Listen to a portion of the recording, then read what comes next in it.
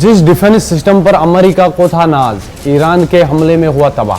ناظرین، آپ دیکھ رہے ہیں نیوز 18 کا ڈیجیٹل پلیٹ فارم، میں ہوں آپ کے ساتھ مدثر میر۔ مغربی ایشیا میں گھمسان جاری ہے، ہر گزرتے دن کے ساتھ میں شدت آ رہی ہے۔ فی الحال یہ جنگ ختم ہوتی نظر نہیں آ رہی ہے۔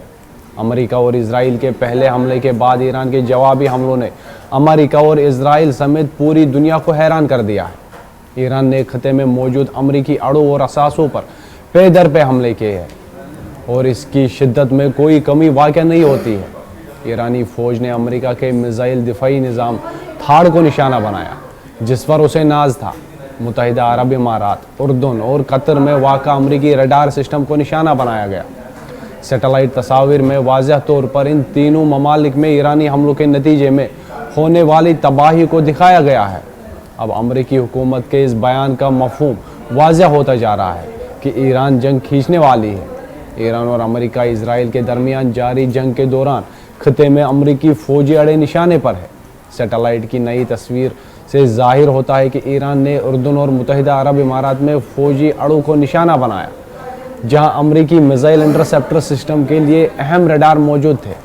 خیال کیا جاتا ہے کہ ان حملوں کا مقصد خطے میں فضائی دفاعی نیٹ ورک کو کمزور کرنا تھا۔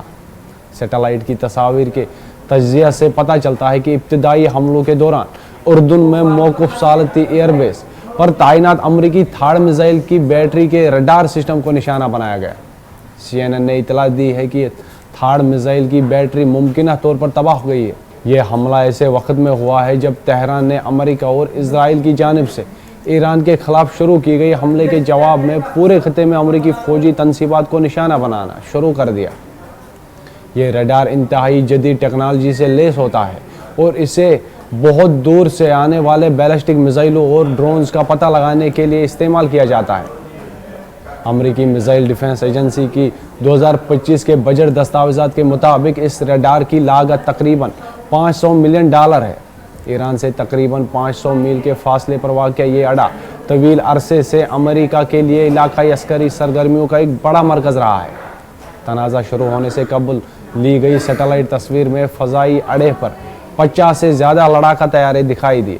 مزید ڈرون ٹرانسپورٹ، ہوائی جہاز اور کئی فوجی پناہ گاہیں بھی موجود تھے، جن میں مزید ہوائی جہاز رہ سکتے تھے۔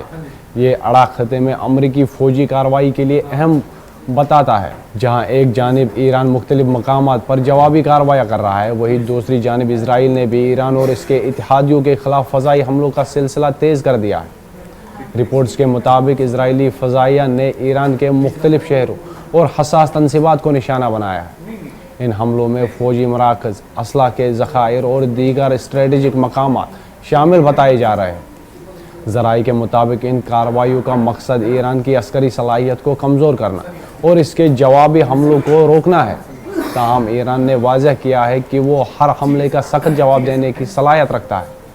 دوسری جانب اسرائیل نے لبنان میں بھی اپنی کارروائی جاری رکھی ہوئی ہے۔ اسرائیلی فوج کا کہنا ہے کہ ان حملوں کا ہدف ایسے ٹھکانے ہیں جہاں سے اسرائیل کے خلاف کارروائیوں کی منصوبہ بندی کی جا رہی ہے۔